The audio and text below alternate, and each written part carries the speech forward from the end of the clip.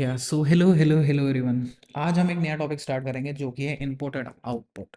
इसमें हम समझेंगे कि पाइथन में इनपुट कैसे लेना और आउटपुट कैसे लेना। अब बेसिकली इसका मतलब क्या है कि जैसे आपने कई कई एप्लीकेशन चलाई होगी। लेट्स सपोज कि हम सबसे सिंपलेस्ट एप्लीकेशन की बात करते हैं, कैलकुलेटर। कैलकुलेटर में कैलकुलेशन परफॉर्म करने के लिए पहले आपका फ़ोन क्या करता है, आपसे इनपुट लेता है कि आपको किन नंबर्स पर कैलकुलेशन चाहिए। आप नंबर उसे देते हैं, फिर उसके बाद वो कैलकुलेशन कंप्लीट होने के बाद आपको आउटपुट देता है कि उसका आंसर क्या है। सो पहले इनपुट लेता है, फिर आउटपुट लेता है। बेसिकली इनका ये काम है मोटा मोटा, ठीक है। सो लेट्स लर्न कि कैसे होता है ये, ठीक है। अब यहाँ पे बेसिकली ये लिखा है कि एक प्रोग्राम जो होता है उसे कभी कभार इंटरैक्ट करना पड़ता है यूजर्स के साथ, ताकि उसे कुछ इनपुट डेटा मिले या इन्फॉर्मेशन मिले, जिससे एंड यूजर क्या कहते हैं उसे प्रोसेस करके एक डिजायर्ड आउटपुट ले पाता है, ठीक है। अब पाइथन में हम क्या करते हैं, इनपुट के लिए इनपुट फंक्शन यूज करते हैं। सो इनपुट फंक्शन का बेसिकली यहाँ पे ये वो दिया है, क्या कहते हैं, सिंटेक्स दिया है कि पहले इनपुट कीवर्ड लिखना है हमें, ठीक है। इनपुट कीवर्ड के अंदर हमें कोई भी प्रॉम्प्ट लिखना है, हमें जो भी डिस्प्ले मतलब स्क्रीन पे डिस्प्ले होना चाहिए, ठीक है। अब यहाँ पे एक और चीज़ लिखी है कि जो इनपुट फंक्शन होता है वो प्रॉम्प्ट लेता है यूजर से डेटा के लिए, बट हमेशा हमेशा वो इनपुट एज अ स्ट्रिंग लेता है, ठीक है। इसको याद रखना, आगे थोड़ा काम आएगा अभी, ठीक है। अब प्रॉम्प्ट क्या है? प्रॉम्प्ट एक स्ट्रिंग है जिसको हम डिस्प्ले कर सकते हैं स्क्रीन पे प्रायर टू टेकिंग इनपुट, ठीक है। जैसे यहाँ एग्जांपल दिया है प्रॉम्प्ट और उसका इनपुट का। सो हम एक वेरिएबल बनाएंगे एफ नेम। अब हमने वेरिएबल क्यों बनाया? क्योंकि अगर हम इनपुट यहाँ पे कोई वैल्यू लेंगे, सो उसको स्टोर करने के लिए हमें एक वेरिएबल चाहिए, एक मेमोरी लोकेशन चाहिए। इसलिए हमने पहले एक वेरिएबल बनाया और उसके बाद उसके अंदर इनपुट स्टोर किया। सो इस वेरिएबल में ये इनपुट स्टोर होएगा। अब इनपुट के अंदर प्रॉम्प्ट दिया है एंटर योर फर्स्ट नेम। अब जैसे ही हम एंटर करेंगे हम स्क्रीन पे देखेंगे ये चीज़, एंटर योर फर्स्ट नेम, और इसके बाद यहाँ पे कर्सर होएगा कि यहाँ पे लिखो कुछ भी, ठीक है। फिर हम ये सब लिखेंगे और एंटर दबाते ही वो ऑटोमेटिकली एफ नेम के अंदर सेव हो जाएगा। ऐसे ही हम सिमिलरली हम एज नाम का एक वेरिएबल बनाएंगे, उसके इनपुट के अंदर हम प्रॉम्प्ट देंगे enter your age. Enter your age screen पे ऐसे दिखेगा और उसके बाद यहाँ कर्सर आ जाएगा। अब कर्सर के बाद हम कुछ भी दे सकते हैं कि हमें क्या उसको इनपुट देना है, ठीक है। फिर जैसे ही हो जाएगा, अगर हम बाद में देखें, ठीक है, अगर हम ये चीज लिखें टाइप एज। अब टाइप याद है आपको किस किस लिए काम आया था? Type is use to print what data type that variable is holding, ठीक है। अगर हम टाइप एज करेंगे तो हम देखेंगे क्लास स्ट्रिंग। सो इससे हमें पता लगता है ऑल्दो हमने इनपुट 19 दिया है which is a number, but जो हमारा इनपुट फंक्शन है वो एज अ स्ट्रिंग उसे ट्रीट कर रहा है, ठीक है। अब यहाँ पे बेसिकली ये लिखा है कि जो वेरिएबल है एफ नेम, उसको स्ट्रिंग मिलेगी अर्नब, जो कि हमने एंटर किया है एज अ यूज़र, ठीक है। सिमिलरली जो वेरिएबल है एज, उसे एक स्ट्रिंग मिलेगी 19।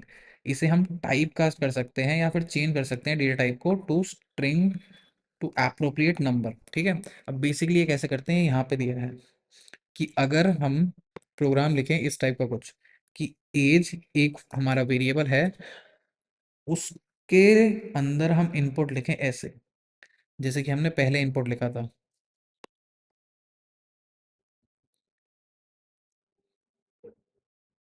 यहाँ पे भी सिमिलरली हमने इनपुट लिखा था। अब हम बट यहाँ पे हमें जब टाइप देख रहे थे हम तो क्लास स्ट्रिंग दिख रहा था। अब इसको चेंज कैसे करें डेटा टाइप को? तो उसके लिए ऐसे कर सकते हैं, इंट लिखा और पैरेंथेसिस के अंदर इस पूरे इनपुट फील्ड को एनक्लोज कर दिया। सो जैसे ही ये वैल्यू जाएगी, इसे सबसे पहले किसके अंदर से पास होना पड़ेगा? इंट के अंदर से पास होना पड़ेगा इस वैल्यू को। और जैसे ही इंट के अंदर से पास होएगी, ये लास्ट में डेटा टाइप बन जाएगा इंट, ठीक है। बेसिकली ऐसे काम करता है ये टाइप कास्टिंग। सो इसके बाद जैसे ही अगर हम इस लाइन को एंटर करेंगे तो हम देखेंगे एक प्रॉम्प्ट जो कि है एंटर योर एज। फिर इसके बाद कर्सर आएगा, हम कर्सर के बाद जैसे ही हम 19 लिख के प्रेस कर देंगे, सो प्रेस करने के बाद हम टाइप एज जब लिखेंगे, सो हमें आउटपुट में दिखेगा क्लास इंट। अब क्लास इंट क्यों दिखा, जबकि हम हमें लास्ट टाइम तो क्लास एसटीआर दिख रहा था? इसकी रीजनिंग ये है कि हम यहाँ पे इसे टाइप कास्ट कर रहे हैं for int. So type casting के बारे में हम नेक्स्ट लेक्चर में पढ़ेंगे। अभी के लिए हम थोड़ा इनपुट और आउटपुट पे पढ़ते हैं। सो हमने इनपुट सीख लिया कि कैसे लेते हैं, ठीक है। अब देखते हैं कि आउटपुट कैसे लेना है। सो आउटपुट के लिए पाइथन यूज करता है प्रिंट फंक्शन, ठीक है, जैसा कि हमने पहले से करते आ रहे हैं। प्रिंट के अंदर हम जो भी लिखते हैं, ठीक है, अगर कोई भी वेरिएबल लिखते हैं ऐसे ए बी वगैरह, वो डायरेक्टली प्रिंट हो जाता है। बट अगर हम इसे एनक्लोज कर दें डबल इन्वर्टेड कॉमा में, तो इसे एज अ स्ट्रिंग ट्रीट करता है और डायरेक्टली ये प्रिंट आउट हो जाता है। सो प्रिंट का बेसिकली फंक्शन होता है कि प्रिंट के अंदर जो भी चीज़ लिखी रहा है वो उसे एज एन आउटपुट प्रिंट करके दे। ओके, सो बेसिकली यही प्रिंट का फंक्शन है। अब यहाँ पे सिंटेक्स दिया प्रिंट का, प्रिंट, फिर यहाँ पे हम वैल्यूज दे सकते हैं, और वैल्यू देने के बाद, ठीक है, हम एक सेपरेटर फंक्शन का एक काम कर सकते हैं। सेपरेटर फंक्शन क्या करता है, जब हम मल्टीपल चीज़ें लिखते हैं तो सेपरेटर फंक्शन बेसिकली ये डिफाइन करता है कि हमें उन वैल्यूज़ को, या फिर जो हम प्रिंट के अंदर वैल्यूज लिख रहे हैं उसे कैसे सेपरेट करना है, ठीक है। और यहाँ पे नेक्स्ट हमारा है एंड। एंड बेसिकली क्या है कि हर एक वैल्यू के बाद कैसे एंड करना है, ठीक है। यहाँ पे बेसिकली हमने बैक स्लैश एन लिखा है, तो बैक स्लैश एन क्या करेगा, ये न्यू लाइन कैरेक्टर को ऐड कर देगा। सो यहाँ पे यही लिखा है कि सेपरेटर ये एक ऑप्शनल पैरामीटर है। ऑप्शनल मतलब दो या ना दो, उससे कोई फर्क नहीं पड़ता।